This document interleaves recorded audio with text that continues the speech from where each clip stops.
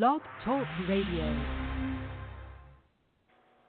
Hey guys, this is Those Guys with your host Matt Marrero along with Anthony Andrews. What the fuck? I know. What the no? What? Yes. Yeah. Wait, this isn't Tristan Waltzer? I'm a little wait, what? Who is this? You have to, Who are you? Don't worry. I can explain. In the pages of the Necronomicon, this was all foretold. Yeah. I love that that's just a plot device. Okay, let's just accept it and move on. No, so you've been very busy with things that don't involve, talking on phones, like real life or something, whatever, noob. Something anyway, like so that. you've been busy with other things. So, Anthony Sanders hasn't been here. We have been able to do some Friday night movies podcasts without him, but it just, obviously, as much as I love Tristan Walter, it hasn't felt the same because obviously, I'll usually do different types of movies with Tristan, and obviously, different types of movies with Anthony. So not having him here, it's been like, we haven't been able to do, nerd stuff, like a lot of, it's funny. Star Wars happens with Tristan, but still, nerd stuff in regards to superheroes, right? Now, for any of you going, so they're going to get back to the superheroes. We may have fucked this one up. Anthony, we may. We may. No. It's all about perspective, Ash becomes a superhero. It's just this movie is not a superhero movie. Exactly. I mean, it's a superhero test that this movie got made and the way they did it, so. Oh, yeah. And we're going to talk about that, too, as we talk about how much we love this film and why you should watch this film. I'm just looking at this movie. I'm just like, my God, I love this so much. We're doing Evil Dead, of course, as you can see from the episode title, or The Evil Dead is the official title. And, 1981, this movie came out. And, my God, so Bruce Campbell, I'm not saying he was a bad-looking guy here, but he gives me hope that, in 30 years from now, I'm going to be, really good-looking. He wasn't a bad-looking guy, but, even, just, I don't know, his voice, just certain things about him, I'm just he's kind of seemed like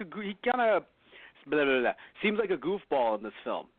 I have to agree. I mean, I pretty much saw all the movies out of order, so when I got to the first one, I'm like, oh, Ash wasn't Ash? Yes, you can definitely tell that, and I think I like it in a way. Okay, maybe I'm wrong here, right? I don't know Raimi personally. I don't know Campbell personally, but from the interviews and everything, and also just the way this movie was made, it seems like they weren't walking into this film going, and this will be a franchise. Right? They just kind of thought, look, what? No, they were just trying to get this one made at all. They just went around all their local town, their friends in town, doctors, supermarket owners, we want to make this movie. Would you be willing to donate, and we'll put you in the credits as partners? We made a sizzle reel, and people believed in it, and they made a very wise choice. Yes. I mean, heck, even when you think about it as even at the time, and I say at the time, not even with the first one, just going to the second and the third, even after the third, to me anyway, maybe I'm wrong, I don't know when all the comic books were really starting to come out, but it felt like it was just good and dead. This was a nice set of films. Weird. Right. Sorry, I love the third one. It's just let's go back to the Middle Ages. Cool.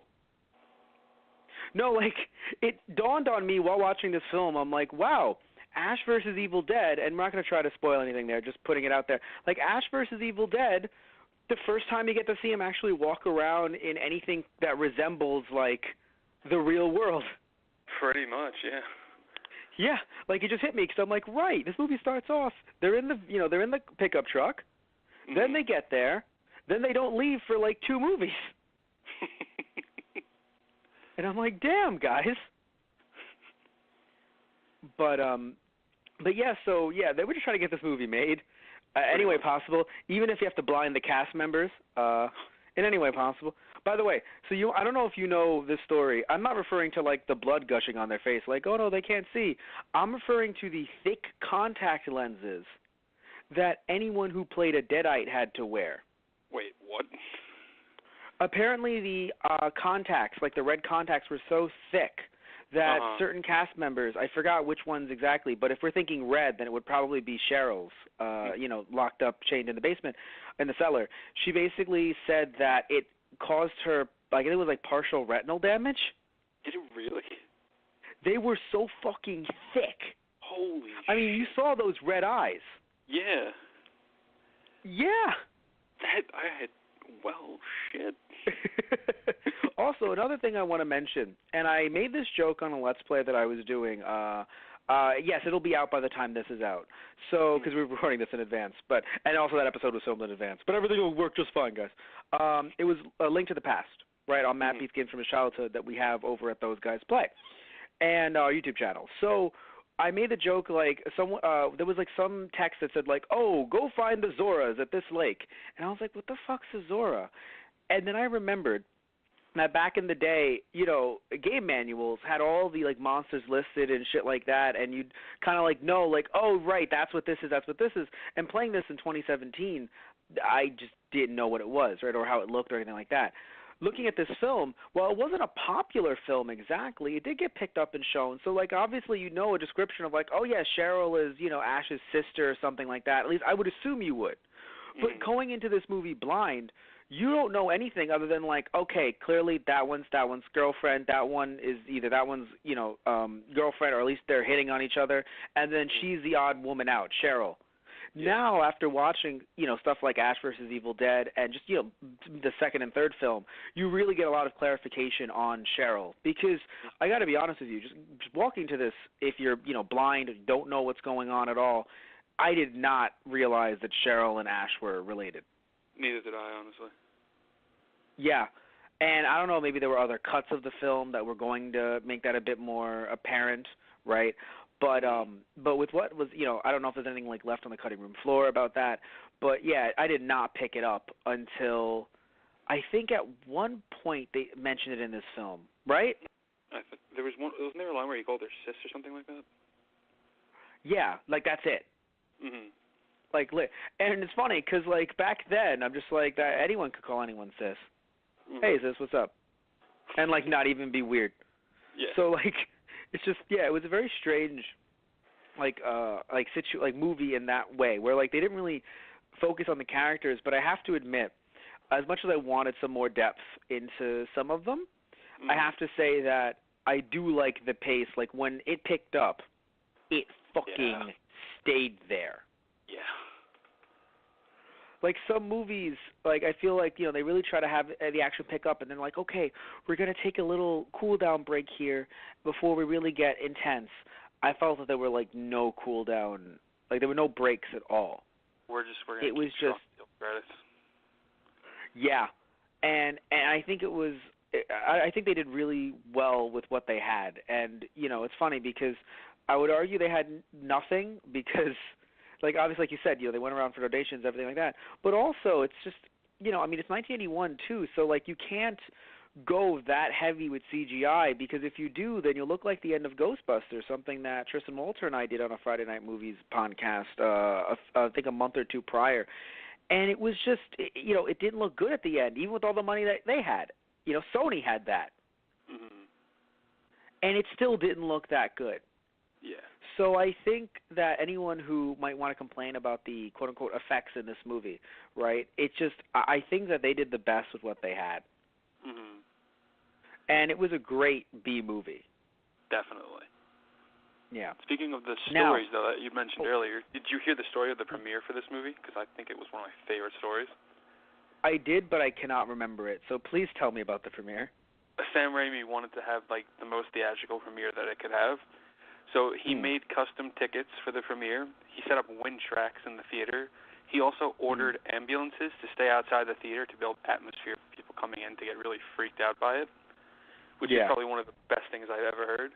I just love that whole little thing. And then they took the movie on tour, basically, right after that, after the premiere night. Yes. And what's interesting is, so if everyone's wondering, like, what do you mean by on tour? Well, like, I've looked up a lot of, like, info on this, just, in the off chance we ever have a film to release in theaters. Mm-hmm. Well, no. But, but seriously, though, I looked up a lot of, all jokes aside, right? You have to, if your film, if you're not with, like, a rather large company that's like, hey, we're paying for distribution rights, don't worry, we'll take care of this, right? Mm-hmm. What you're doing essentially is you're paying up to maybe like, $300, $400, $500, and that's like some of the smaller theaters, right? So you might be paying like per hour. So you're renting out a theater, essentially. So what I assume they did back then, if they didn't have a large distributor, they basically went to local theaters and they were like, hey, how much per hour? Mm-hmm. And this being an hour-and-a-half film, I assume, they had to pay like a full 2 hours. So, again, it may have been cheaper back then, maybe, but still, like by today's prices, right, if we had to, a movie to try to put in theaters, and we're in New York, right, we'd have to go to local theater chains and be like, hey, how much? And it'd probably be like $800 for 2 hours. Most likely. And that's just that's one night. Mm-hmm. And that's hoping that you got enough. And, of course, mind you, today, right, it's like, oh, well, you have social media. Yeah, some might say it's, social media is flooded with other people trying to do the same thing. But still, you have ways of getting yourself out there. This is 1981. Mm. So they took out ads in local papers, friends of friends, like the fact that, another thing, too, by the way, not just that, like, this worked out, the fact that this was even good. Yeah. Because I got to be honest, yes, I understand some people saying, well, that was not so good or that was not so good. Like, I'm not saying this movie is perfect at all, right? Mm-hmm. Like, there are some lines of dialogue I'm like, really? like, I'm not sitting here, or even some of the effects. Like, I'm not a big fan of stop motion. Okay. So, and that's funny. For the second film, we'll be able to talk about this a lot more. But I'm not a big fan of stop motion. So, like, when they disintegrated, it was a cool effect, but I'm just not the biggest fan of that. Mm-hmm. Right? Like that kind of animation. But, I still want to say that despite some things I don't like, again, it could have just been a lot worse. Like, there's been a lot of, like, even though I haven't seen the film, I've heard a lot about, I think it's Manos, Hand of Fate. Yeah. Do you know what I'm talking about? Absolutely. Yeah. Hey, there's a sequel coming out, I believe. Also, I believe the original is getting a Blu-ray restoration if it hasn't already, via Kickstarter. So anyway, yeah, that was another movie just like this one in its own way, where like, oh, they got the community together, people donated, people, gave their time to even be in the film. And then when everyone went to the theater, they were like, oh. Yeah. So the fact that, they got people to go to the theater for this, and there was enough traction to have it go on tour and, not have it be looked at as complete shit. Like, good for them. Yeah. Right? Like it's just nice that we're not looking at this as like, oh, man, a forgotten gem that never made it to DVD or something. It was a very, and I think what really made the film, by the way, is the idea that it's hard to explain. Like, there is no big bad villain necessarily. Like, there is a force. There's no he is fighting. Final bad big boss. Yes, because I think that the problem, and it's not a problem. Like, it's storytelling, right? Like, you actually have to have the hero conquer the villain. Like, so you want that to happen. But at the same time, I feel like you can make, like, it was, because Ash is just a regular dude and his friend is just a regular dude, it would have been weird if they went up against, like, Satan, right? Like, it's like, oh, I am the Necronomicon, ooh, and, like, it's like, oh, no. Like, when you have shit like that happen in, like, later movies or, like, in Ash vs. Evil Dead, things like that where, these are supernatural creatures. This is an Ash Williams that's been through some shit. Mm-hmm. Having something like that happen in the first movie, it just feels really off. It'd be like, oh, no, I have to defeat Satan. Oh, no, you've defeated Satan. Welp, I guess I've defeated Satan. Like, you're like, what the fuck? Exactly. Like, it's time to go to Jacksonville now. Yeah, right? So the fact that they kind of had it be, they had the camera work. Because I think really, like, my main point really was the camera work, but it kind of went into the villain aspect. But the camera work is just, I don't know, I really love this idea of not seeing the villain, right? Not seeing the monster. Mm-hmm. Because I think, and I think you agree with me with this somewhat, because I think we talked about this concept before, just like, you and I just hanging out. The idea that when you see a monster, it loses its value. Exactly. When you take a monster off the lot, it depreciates. When you see, No, it kind of does, though. I know. It's just the way you phrase that was so. I'm just picturing fucking Freddy, Jason, all of them. I was picturing Jason walking off the lot. Yeah. Like. No, but I know what you mean. It's like it's in your imagination. Aw. But yes, your imagination can't run wild is what you were going to say, right? Exactly. Like, it'll just take you to so much darker places than it probably actually is. Yes. And that's what's so interesting because, and I'm not going to blame sequels for this. Like, even though it's kind of did happen with, like, some of the Nightmare on Elm Street and the Friday the 13th movies, and even Halloween to a certain extent. But I'm not going to blame sequels necessarily. I'm just going to say that when you see the monster, you're like, oh, damn, and then it's done. So either he has to start killing hard or that's the end of the movie. It's going to be hard to keep it going. Yeah. Right? So the fact that they just had the camera going through the woods as much as it did and everything like that, I was just really – and the fact that it can, possess other things, it really, I think, made the movie a lot more interesting than if it would have just been, again, at the end having some big boss and, that he had to, like, kill. And then it's just like, oh, no. Heck, even the way the movie ended, right? I know some people might say, so you're really sure they didn't think there'd be a sequel? You can even leave it open-ended, but really, you could have just had Ash die right there. Yeah. And frankly, with the way they hate Ash Williams, they fucking hate him. Because guess what, everyone? No, because if you're like, do they really hate him? Guess what, everyone? In this movie, Ash Williams wasn't a dick yet. Mm-hmm. They hate him so much, they made him so unlikable to make you hate him too. Yeah, just keep on watching the movies. You're like, fuck that guy. And you're like, wait a minute. Did I originally think that? Because think about it. All of them were just wholesome kids in the woods. Mm-hmm. I didn't even see any alcohol. I mean, I think they were doing, like, what, margarita mix maybe? Maybe, even if because of the blood? Because of the blood. I was like, cause like they had the the blood imagery in the blender. Yeah. Mm-hmm. Yeah. But I'm sitting around and I'm just like, because I'm thinking, I guess maybe because I did see the remake in 2013, so maybe that stuck in my head. Or generally, I work with teenagers, so I'm like, even though they're academics, I'm just like, y'all a bunch of sinners. Even though they're academics, just like, repent, all of you. I work at a Catholic school. I'm like, repent, all of you. And like, so seeing these kids in the woods, and I'm like, oh God, there's going to be debauchery, and they're just like, yeah, isn't this nice? Let's sing campfire songs and listen to a recorder. I'm like, what? Who are you? What? Yeah, I'm like, this is 1981. The fact that none of you are doing coke right now is a beautiful, beautiful thing. Like, there wasn't even any sex or anything. I mean, there was like that really bad rape scene that we'll talk about later, but there was no like sex. Like what was it? I don't remember her name, but when she was taking her clothes off, yeah, I sadly can't remember her name, but she was taking her clothes off, and I was like, oh, they're about to wait. No, they just look like they're changing normally. Like, well, sleep time is happening. like, fuck all you Puritans doing in the woods. Seriously. Yeah, but I have a question for you. So, sure. And this is I don't want to spoil anything from any other movies, but maybe the second movie technically, if there's any info in there you remember, because I'm drawing a blank here.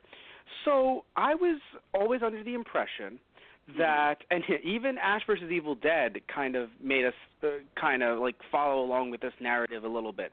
But again, no spoilers. That everything was A-okay and peachy keen until these fuckers came into that cabin, heard, the Necronomicon be spouted out, and then everything went to shit. It's without spoiling anything. That's kind of, but it gets rewritten a bit come the second movie. Oh, no, okay, that's the thing. Yeah, okay, that's what I thought. Okay. Yeah. Because the reason why I ask is because you don't have to spoil a little bit, but we can mention if anyone doesn't know, and this is, again, it's fact. You can look it up. It's not about the movie necessarily. There was some rights disputes between the first and second movie for some reason. Yeah. So somehow, I have no, I don't know how this even worked. Raimi and Campbell were able to make a sequel, call it Evil Dead 2. Have the same exact plot, but they couldn't use footage. It's partially that. They also redid a lot in terms of the characters and who they were, which is why, when it comes to Ash versus Evil Dead, it's in a way with their backstory is kind of a blending of the first and second movies. Like you'll take part of the first movie and be like, oh, this, and this happened, but this didn't. This is what happened instead, and you'll remember that from this movie. Like, wait, that, no. Yes, because I know, and the reason why I mentioned, like, it was so fucking confusing, because the second movie begins with a last time on The Evil Dead, right, sequence, like right before the movie starts, and it's all refilmed footage, and it's like one of those anime compilation movies where you're like, that didn't technically happen that way. Wait a minute, that was Army of Darkness, actually, that did that. Army of Darkness was doing a recap in the beginning of Evil Dead 2. Evil Dead 2 just started with Ash and Linda driving to the cabin. Oh, my bad. Right, Evil Dead 2 was an actual full-on remake. Yeah, more or less. Technically. They technically categorize it as a parody of the first one, in a way. Got it. Which is weird. Yeah. So, like, Raimi does? I guess. Like, he said it like it was meant to be a satirical take on the first one. But it became its own thing, so. Okay, cool.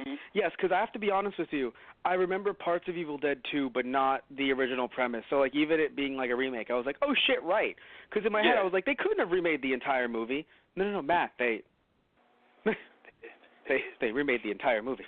Oh. Basically, the only two characters taken over from the first one were Ash and Linda. The rest of them were either reassigned to different types of characters or just renamed altogether.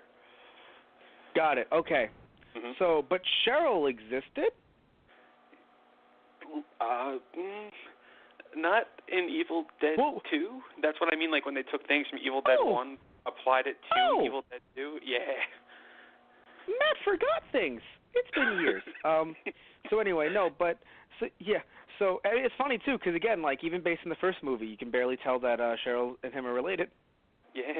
But anyway, but yeah, I just, it was, so it's a very interesting rights dispute, because again, like, it's just so interesting to me to think, like, and again, even with the third movie, it's just like, we can't use the footage, but we can still make it. Like, I've never heard that. Like, oh, I can call it this, and it can be basically about the same thing and the same premise as a sequel, but we can't use the footage. That's so weird to me, man. Anyway. Like, I get it. At that point, it was owned by a different company, and so it's weird to me that you can still continue the story, but not have the rights to the actual footage. Anyway, but yeah, so so Ash isn't even a shit in this film. Yeah, it's crazy. But yeah, so I'm just thinking about the film as it's because I always have it playing on in the background, so it's just going right now. And by the way, I don't know if I'm going to sound like a jerk for this, but like, tell me if I'm wrong. I don't know if Sam Raimi, I don't know if he knows, or Raimi, right? Raimi. I don't think he knows how to do like love scenes, as in like relationships. Which is interesting because he wasn't bad with Spider-Man. Oh, by the way, if anyone doesn't know, he fucking did the first 3 Spider-Man movies. So if anyone sat back and they were like, I was a kid and I was scarred by the Otto Octavius scenes. That's why. Yeah. So if anyone who saw that movie when they were a kid and they were like, that was scary and like really fucking scary, like, I'm sorry, it was just out of character, like out of movie scary. I know. Like everything was standard superhero fare. Like imagine if like they fucking got, oh my god, like I can't even. Rob Zombie. Imagine if. Wait, what? Rob Zombie to direct Captain America. Yes, Yes, they got Rob Zombie. No, I was saying, imagine if they got like Cronenberg to direct Guardians of the Galaxy, and you're like, everything's chill, and then one plant monster possesses someone, and you're like, what the fuck? Like, what the fuck is this? And then you realize, you're like, oh, Cronenberg did it. Okay. But like, just seriously though, right? You end up having that scene in Spider-Man. It was the operating table scene, and like you don't even realize it because again, as a kid, I didn't know anything. The focus on the chainsaw. Yeah. And it's like, oh, that is actually really funny. I was dating a girl at the time when I showed her this movie, and then I reminded her, I was like, sweetie, we have to watch the clip of like from Spider-Man 2 because she had seen Spider-Man 2. She just, like, you don't put the two together. When she saw it, she goes, "That's actually wonderful." Yeah. I was like, it is. Mm-hmm. So yeah, I'm not saying that there's a problem with like Mary Jane and Peter Parker in the first, maybe the third, by the way, but nothing wrong with them in the first and second films. But seeing, and I guess because it's Raimi's early work, seeing Campbell and what was Linda? Mm. Yes, seeing it's funny. I call him Campbell as if he's not Ash Williams. He just transcended Ash Williams. Bruce Campbell is the character. Seeing Ash Williams and Linda, funny. I don't know Linda's last name. Seeing Ash Williams and also Linda blank, it was.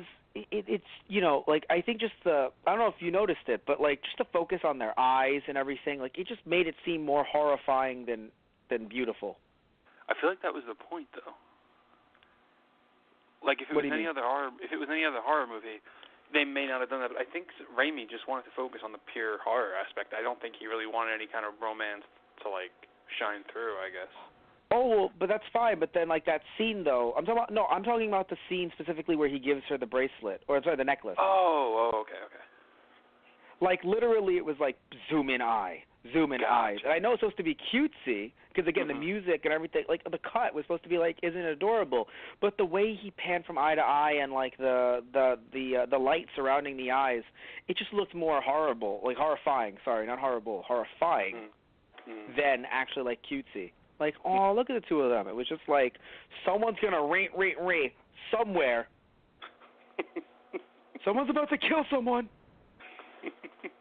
And then it didn't. And I was like, oh, well, that was weird. Yeah. So, I want to ask you. Oh, no. I want to talk about it first, but I've been talking too long. So you don't have to talk about it too long if you feel uncomfortable. I think I know where this is. How did you feel about the tree scene?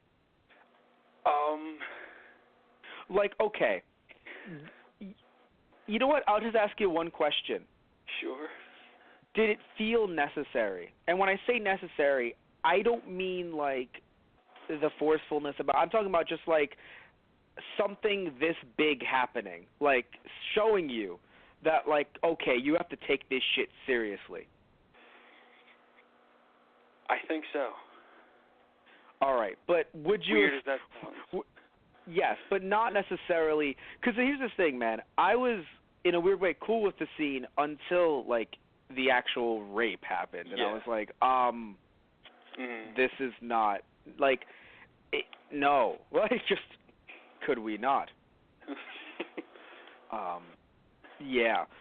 It was pretty, because the thing, and it sucks too, because I think, like a lot of people, even like horror fans, right? You like being triggered, right? Like I know like a lot of people like laugh at the word triggered because, they try to make it a meme and everything. But like, like it's, when you use the word triggered, it's not like referring to like, I hate grape juice. I saw grape juice today. I'm triggered. Like, no, it's shit like this where it's just like, now granted, not with a tree, right? Yeah, like obviously. But yeah, it's situations like this where like there are people that you have to sit there and be like, this is like, you can't show them it now because of a scene like this, and it's a horrifying scene.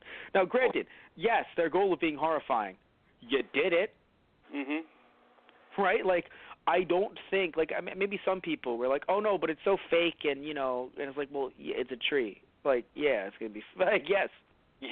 it will be fake, yes, but the camera work, again, spectacular in a terrible, terrible way. Yeah. Yeah. So I'm sure. So yeah. So you would have done something different, but I would have done something different, but for what it was, I don't like saying it, but I think it you was. needed. I'm trying to think Well, how to no. put it. Again, no. Because the thing is, you and I agree, and I think everyone would. You needed something big to show that this means business. And big wouldn't have been like, oh, you know, let's like get the chainsaw or something. Like, no, because that's standard, right? Because here's the thing. I think that I really would have just been cool if like it would have stopped right before the tree went anywhere. Yeah. You know?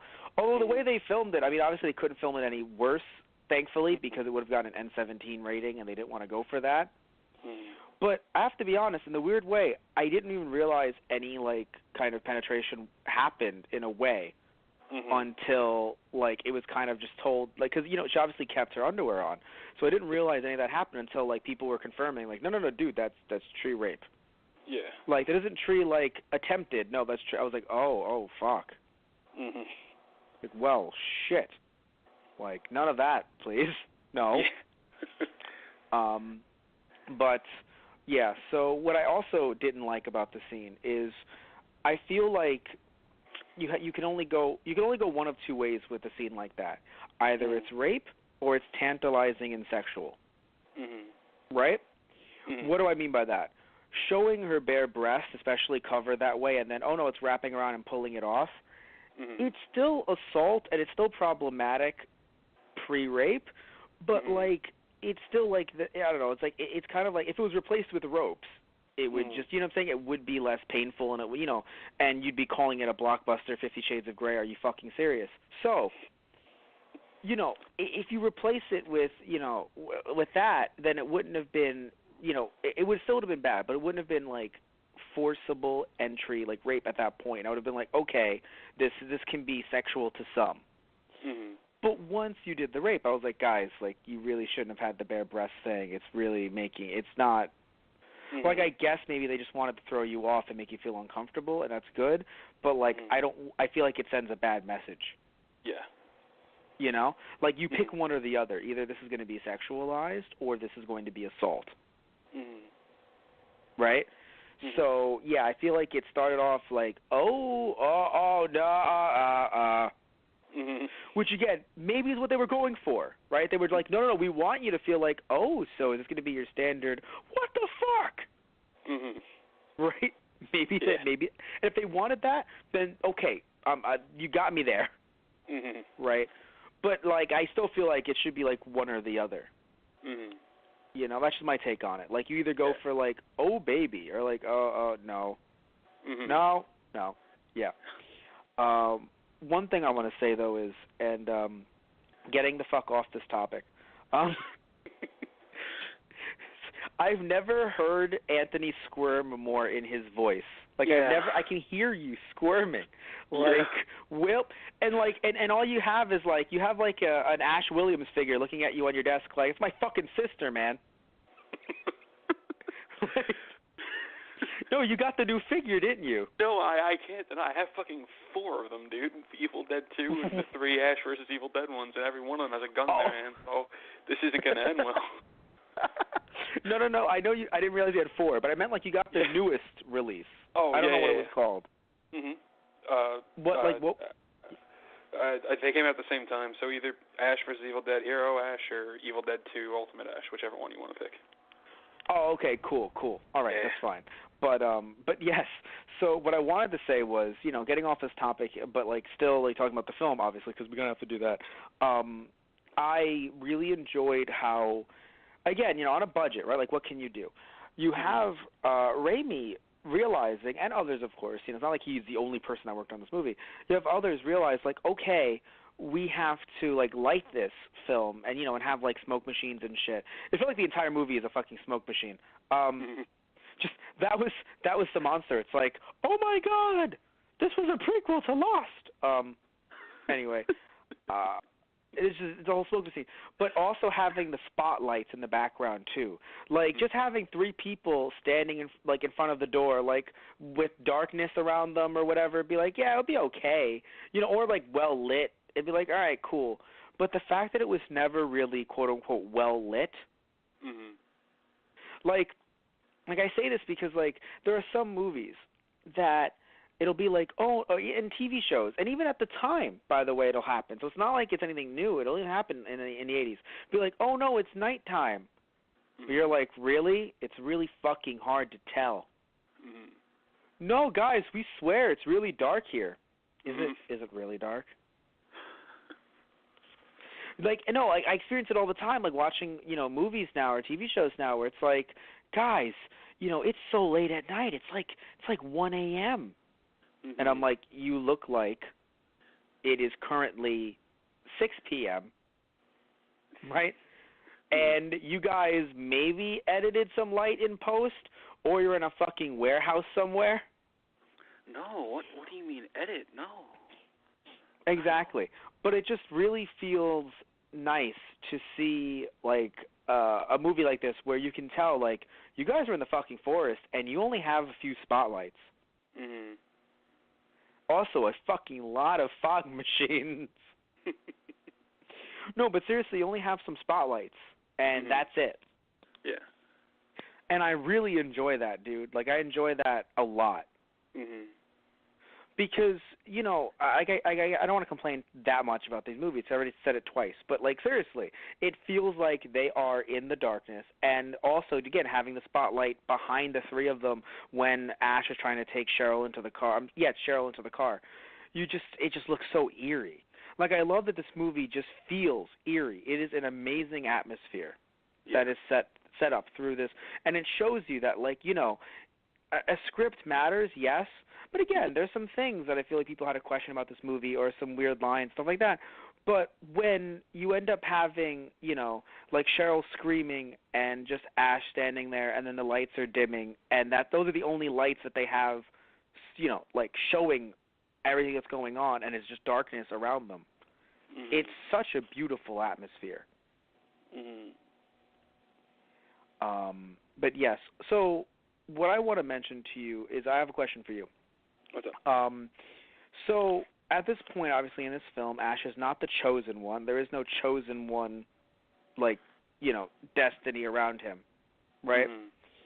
But even with that, it's like with the chosen one destiny, so the Deadites cannot possess Ash, or they choose not to? They've never really confirmed. My guess is they tried it a few times, never works out, so they figured that probably won't ever work out, and let's just try our luck elsewhere. Okay. I'm sure like the comics would, because there's so many comics on this. I remember reading and loving, I hope you've read this, Anthony. If you haven't, please pick yourself up a copy. It's Ash versus Freddy versus Jason. Yes. I feel like there was a sequel in comic book form. I'm not sure. Either way, I fucking love that graphic novel. Another one, too, I don't know if you've ever seen the movie Reanimator. Don't believe so. You should. Okay. It's basically like it's like a Frankenstein film, except in like the 80s. So it's like it isn't like a modern adaptation. It's its own thing, but it's essentially a Frankenstein type film in the 80s.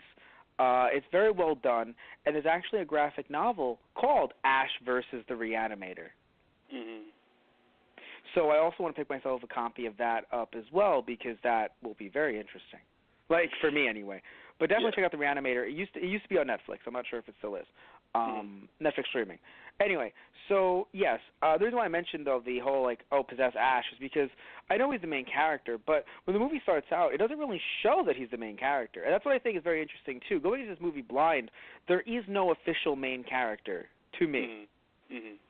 And I like that, because when you have a main character and so clearly defined, you're like, oh, that guy's going to live. Cool.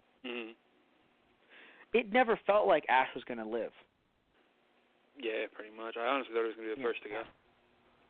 Yeah. like, it's something very interesting because, I mean, you even see, like, the blonde-haired dude, and you're like, oh, yeah, that guy's going to be the main hero, apparently. And it's interesting because, you know, something similar happened in the original Westworld. I'm unsure if you've seen that, Anthony. But you don't know who like, there's two basically, you know, like friends, like best friends, or at least they're just friends, and they go to, you know, like the Wild Wild West town of Westworld. And so they're there.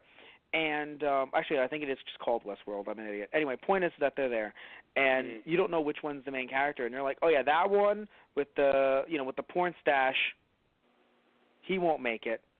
And then Brolin is totally gonna make it. And I'm not saying which one either dies or makes it. I'm just saying, you know, because like again, like maybe they both die. Who knows, right? I'm just saying that like I did enjoy that Westworld in a way, like kind of fucked with that trope of, oh yeah, you know who the main character is. You know what the fuck's going on. And it's funny because both are, you know, a long time ago, right? Westworld 70s, this one 81, but they still don't necessarily follow this trope of like main character always lives. Something that again wasn't new to them at the time, right?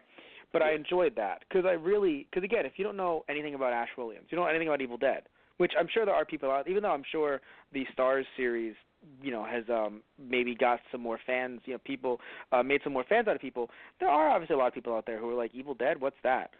I don't think they would have looked at Ash Williams and thought, yes, that's the guy. He's going to do it. Yeah. By the way, did you notice, and maybe I'm wrong here, there was a fascination, I would argue maybe even a fetish, with getting Bruce Campbell stuck under things. It's just, I noticed that. I remember the first time I saw the movie, I'm like, dude, just stay away from anything that can fall on top of you, please. I didn't notice it the first time. I think not even the second time. But I'm just watching it this time, and I'm like, man, Ash is getting fucked up every chance he can get. Like, when he's in the house, he's standing in the middle of the house, and I'm like, no, the house is going to fall next. Be careful. Just anything that can fall on him. Like, you see Ash vs. Evil Dead, and you're like, man, he's getting thrown around so much. They just want to up the ante after this movie. They're like, yeah, no, we got to throw him around. Oh, man. Because, like, once he's in fights with the Deadites, obviously I get that he's going to be, like, thrown around. But, like, it's not even that. Like, just if there is a bookshelf, it fell on Ash Williams. Even if it's 20 feet away, it's going to fall right on top of him. Yeah, because not even like, oh, no, he hits it. It's like, no, he hits it. It just falls right back on him. And I'm like, Jesus Christ. He sneezed and the ceiling just collapsed. Basically. My fucking God.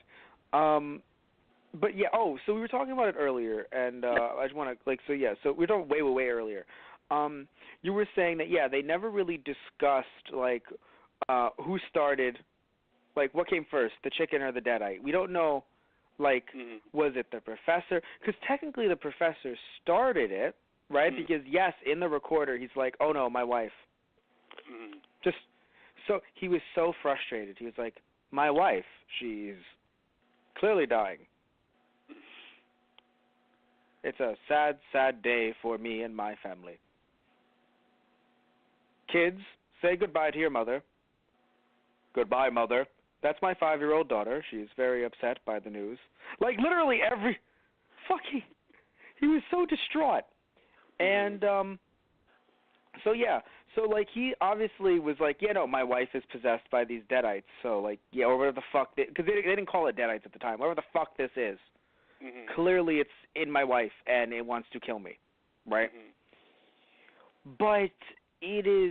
it's just, like, so I think about it, I'm like, wait, so then if these kids never went to the, you know, like, the cabin, would everything have been okay, technically? No, I'm sorry, not okay, I mean, like, I'm sorry, let me explain. Okay for the Necronomicon, as in, like, oh, no, we would have ravaged the fucking Earth. Oh, no, it didn't matter, because either way, it was going to happen, like, without getting into too much spoilers, either way, at some point, the Necronomicon was going to get read, whether Ash and them were there or not. And yes. either way, they would have been unleashed. It wouldn't have made a difference. Oh, well, no, I'm only talking about the first 3 movies canon if you're trying to bring, like, other canons into it, because, I don't want to... Yeah, the first 3 movies, that's it. Oh, okay, sorry. No, because it's from... So you're talking about the second movie then, yeah? A little bit, yeah. Okay, I kind of remember what you're talking about. All right, then, cool. So that's even worse when you think about it that way. Like, yeah. It's kind of like, you know what it reminds me of? Tristan Walter and I, and this is not a spoiler, Tristan Walter and I did a Yu Yu Hakusho podcast last year for Anna Saturday. We'll be doing another one soon. And the first episode of Yu Yu Hakusho, the main character, Yusuke Urameshi, dies, right? But it's a giant fuck you to him because he dies by trying to save a kid that, and he's a big delinquent. I don't know if you ever saw Yu Yu Hakusho, Anthony, but he's a delinquent, and and he dies trying to save a kid that he just met, and because from a car accident, because the whoever was driving the car, they were speeding, they weren't paying attention, and they're about to hit the kid, and it's broad daylight, and then Yusuke jumps in the way, pushes the kid out, and he then gets hit and dies, and then Botan is like a messenger to guide him to the spirit world, essentially the Grim Reaper. And she basically tells him, like, so we don't really have space for you. And he's like, what? And she's like, we didn't think you'd die. Yusuke, based on everything you've ever done in your life, who would have thought you would have been selfless and saved a kid?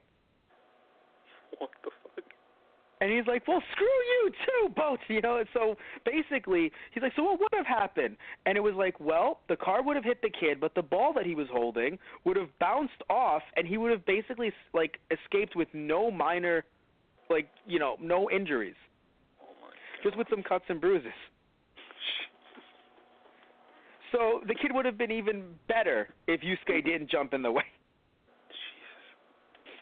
So yeah, so essentially it's just like, in this case it's very similar. Just like, man, Ash, you would have been just fine, arguably.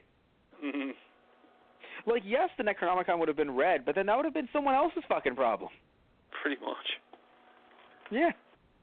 My God.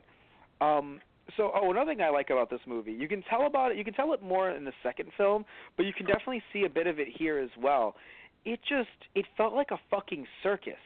Pretty much, yeah. Yeah, and if anyone doesn't know what I mean by that, just like having, one Deadite laughing, choking his friend while Ash is trying to save him, while the other one is laughing, pushing the fucking, the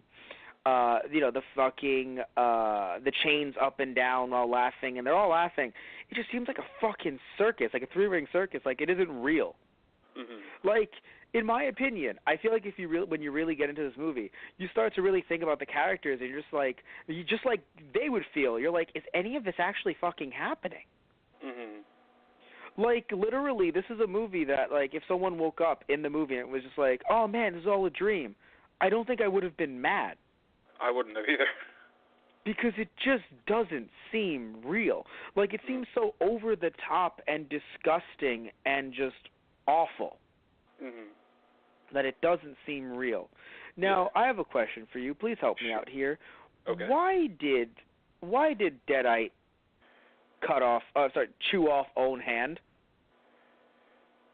That is a good question. Yeah. I don't remember. Yeah. Okay.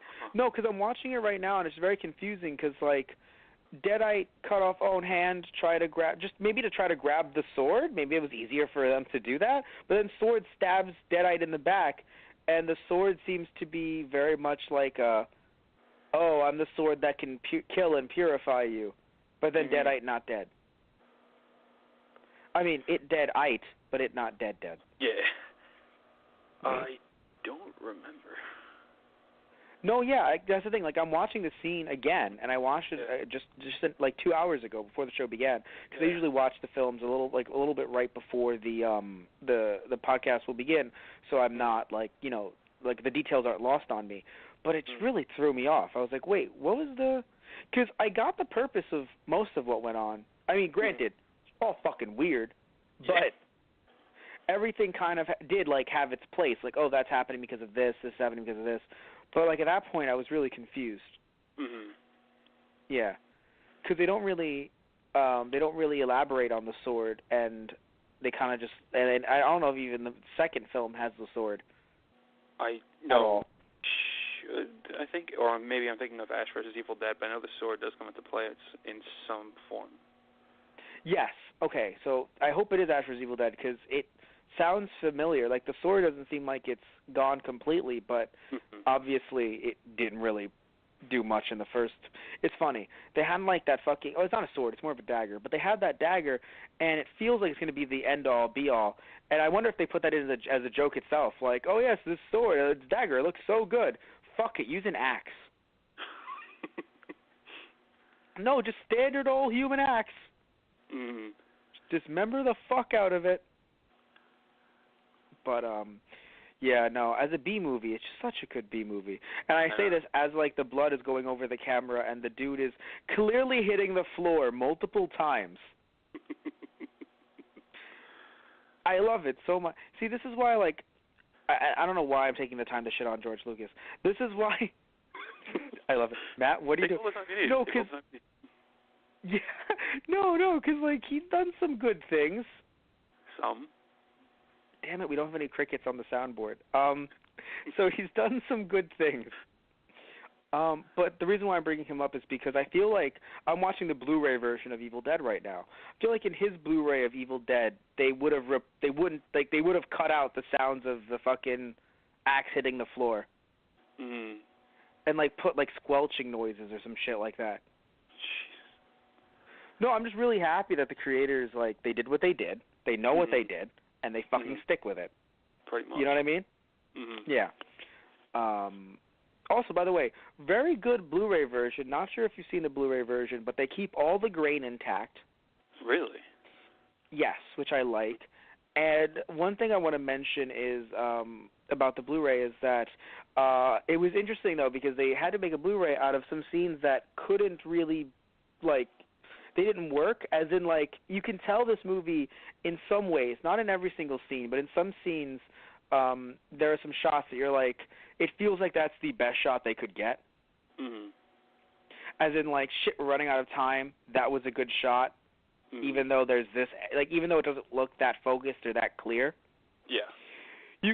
That's exacerbated in a Blu-ray. Mm-hmm. So that's what I'll say about it. Like, in a Blu-ray, especially with a large television, you can be like, oh, I can see why that scene may not have been, like, you know, it was made with VHS tape in mind. Yeah. Times change, Anthony. Times change. Yeah. Yeah. But, like, I noticed in this Blu-ray edition that the blood was really fake looking. Really? I wonder why. Yeah, and the improved sound quality made it really sound like there was a hose. It's just keep watching the movie. Don't think. Just watch. Also, that scar on Bruce Campbell's chin, well, like kind of like on the side-ish, totally fake. Yeah. No.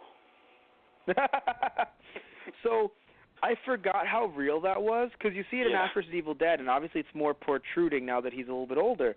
And so I forgot how real, like, obviously, like, what I'm saying is, obviously it's real, like, the actor had it. I'm not saying he, like, got it applied. But what I'm saying is that, like, you see something like that, and you're like, oh, that must have happened later on in life. Mm-hmm. Then I see the first one, and I'm like, oh, damn. I just wasn't paying attention. I was just not paying attention. Mm-hmm. Like, he's had that for God knows how long. But clearly for 30-plus years, right? Oh, my God. But, yes. So, well, another thing I want to mention is that, you know, I'm asking you so much about the Deadites as if, like, you're the fucking one who holds the Necronomicon.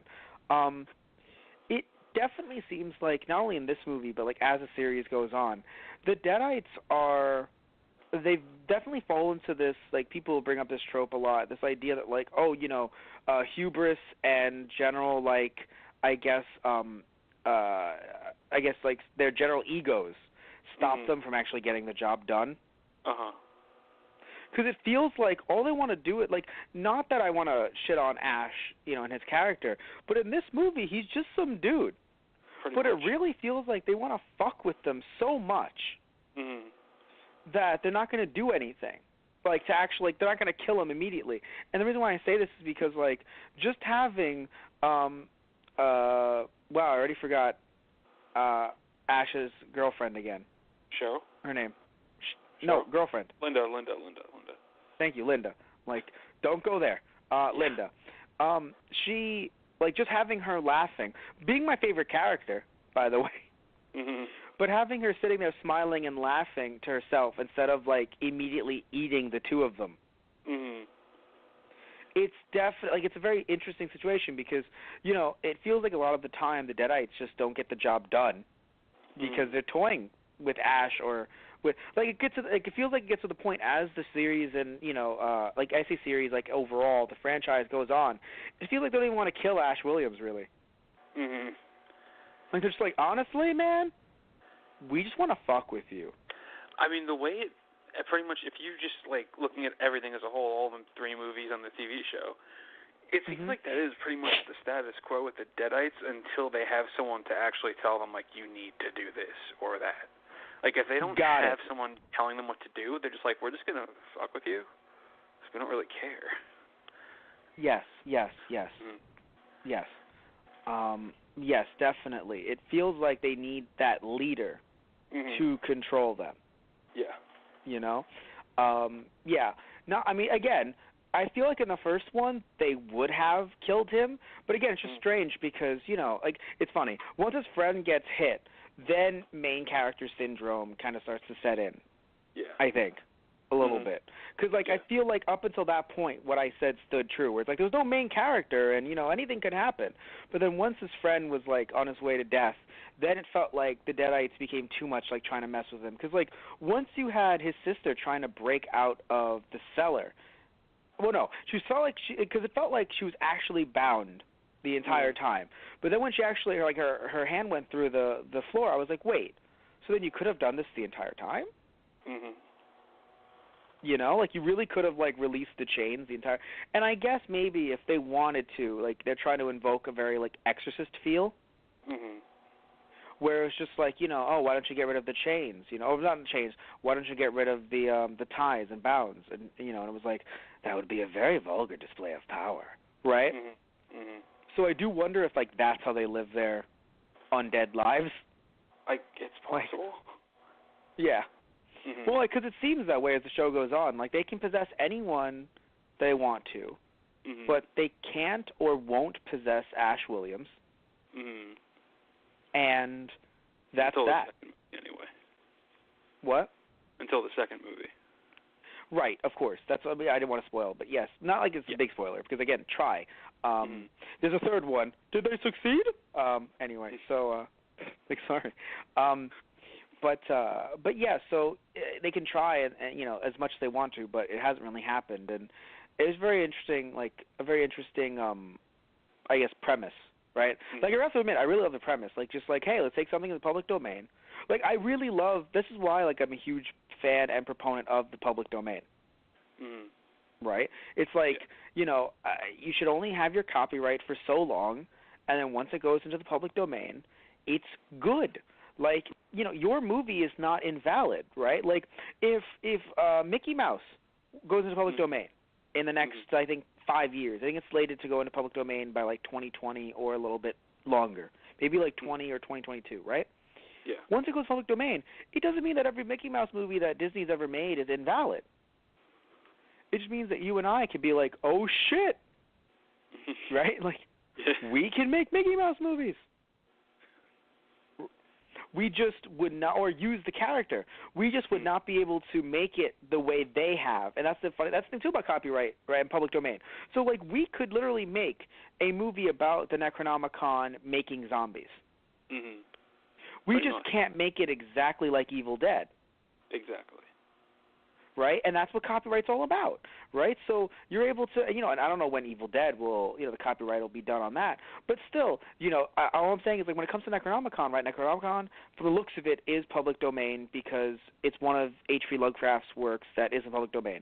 And I say this because like H.P. Lovecraft, like some of his works aren't in public domain, or they sort of are, but there's like a weird rights dispute, like with like Cthulhu. There's like a weird rights dispute with that. But when it comes to Necronomicon, it's in public domain. You can do whatever you want with that story or an adaptation of it or something like that. And you know, you can basically make a movie just a little bit like Evil Dead, right? With certain concepts, but not about a cabin in the woods with Ash Williams, because then it's like, sorry, man, like you're not allowed to do that. And like, I don't know, I really enjoy that they were able to make a movie like this with something that's in the public domain. Otherwise, you know, if there was a perpetual copyright, like, you know, infinite copyright, we would never have a movie like this. Exactly. Yeah, think about it. This would have never been made, and that sucks. I know. Yeah. So, but anyway, so yeah, so it's kind of funny. It's kind of funny that we're going to end this on a public domain rant.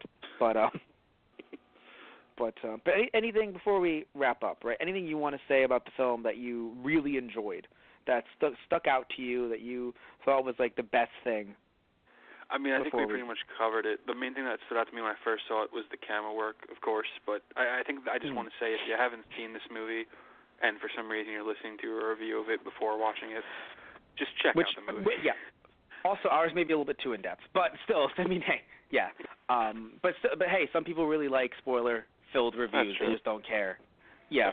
So I definitely want to say my favorite part of the film is I think it might just be having, because I love the camera work too. I think it was when, because I really like Cheryl. I really like her, like when her character started becoming. I'm sorry, no, not Cheryl, Linda. When Linda started becoming very much like a prominent Deadite character. Oh, no, my favorite part of the film. If you've seen it already and maybe you forgot a bit of it, because that's what happened to me, or if you're like really trying to pay attention and like count every single body in the house, the second he takes out, the second he makes sure that like, oh yeah, you know, like Cheryl is dead and Linda is dead, this is the end of everything, or you know, and he walks in, and I'm like, where's his friend's body, the dude? Yeah. And then he gets up, and I'm like, no rest for the wicked, right? Like, just Ash does not get a fucking break. That was, I think, my favorite part, where, again, if you're counting all the bodies, you're like, okay, this one's there, and this one's still there, but wait a minute. So this, you know, like, you're like, okay, one down, two to go, like, stuff like that. And you're like, all right, so where's the, oh, no. Like, because you're like, his friend is officially dead, right? Ah, shit. Yeah. Anyway, so we're going to wrap things up now. I want to thank you all for listening in, as always. Just want to mention, I mentioned earlier that we have a Let's Play channel, Those Guys Play. We have Season 3 currently going on. You can find Those Guys Play on YouTube by searching up Those Guys Play. We have Season 3 currently going on. We have Matthew's Games from His Childhood, which is me beating games from my childhood. A bunch of different games that I'm playing right now, playing Yoshi's Island, Link to the Past, and Crash Bandicoot 2. Next month should have Anthony Sanandris and I actually playing a game, not spoiling which one yet, but a game for Season 3, so that'll be a lot of fun. You can also check out our podcasts on our YouTube channel, Those Guys on the Radio, and, of course, through our Blog Talk radio account, which is Those Guys on the Radio, and you can find our old podcasts via iTunes by searching up Those Guys on iTunes. So a lot of different ways to listen to us. You can also you also get some of our lovely merchandise over at thoseguysontheradio.tumblr.com/merchandise. We have a lot of merchandise related to our podcast and our Let's Plays. Also, you can get it off of our eBay, Those Guys Radio, and we also have some exclusive posters drawn by Anthony Sanandris on our Those Guys Radio eBay channel. So they're exclusives. So check those out. Anthony, you may have forgotten about them. I might have. But yes, you can check those out and support Anthony directly. A lot of cool art that he has going on. Also, do you still do kit bashing? Yes, I do. All right. Do you want to explain that for a second? Yes. Absolutely. If there's like a custom figure you want, say, an Ash Williams from Evil Dead 1, which has yet to be made, I can definitely do that for you. I can get the certain figures, I can get figures to take their certain parts that will fit the mold of the figure you want, take them apart, put them together, give them to you at a reasonable fee.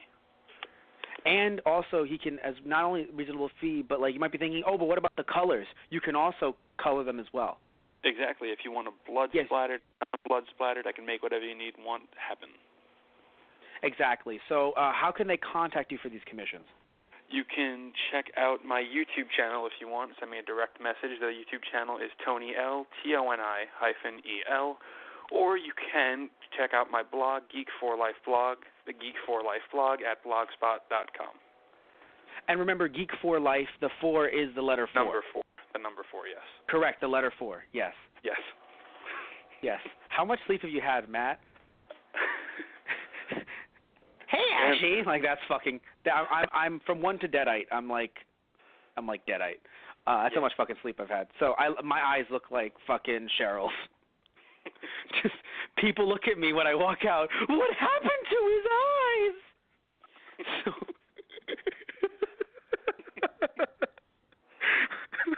how much sleep have we had collectively, Anthony? Like 7 hours collective? Oh, you're being generous. It's going to be like 2. Oh.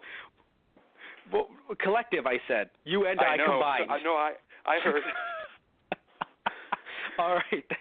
So anyway, so definitely message Anthony if you want. You can also message him through us by going to our Gmail account, which is thoseguysintheradio@gmail.com. I mentioned our merchandise. You can also follow us through social media via our Facebook, which is /ThoseGuysOnTheRadio, our Twitter, which is @ThoseGuysRadio, or our Instagram, which is also /ThoseGuysOnTheRadio. Definitely check out our Patreon as well. You can support us in many different ways. Our Patreon being TG Productions, and supporting us through our Patreon means that we can give things back to you. So depending on how much support via what tier, you can actually we can actually send you.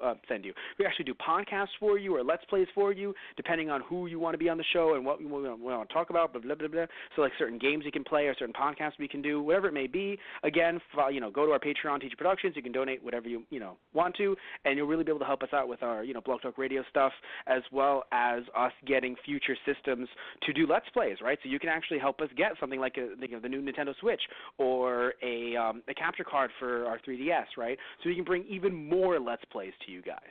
So anyway, thank you all. We love you guys. Take care. Hope you have fun. And hopefully we'll see you next week with another episode of Friday Night Movies. Only time will tell because Anthony's schedule is worse than the Necronomicon. Unfortunately. Yeah, so thank you all. Have a good night, and goodbye. Have a good night.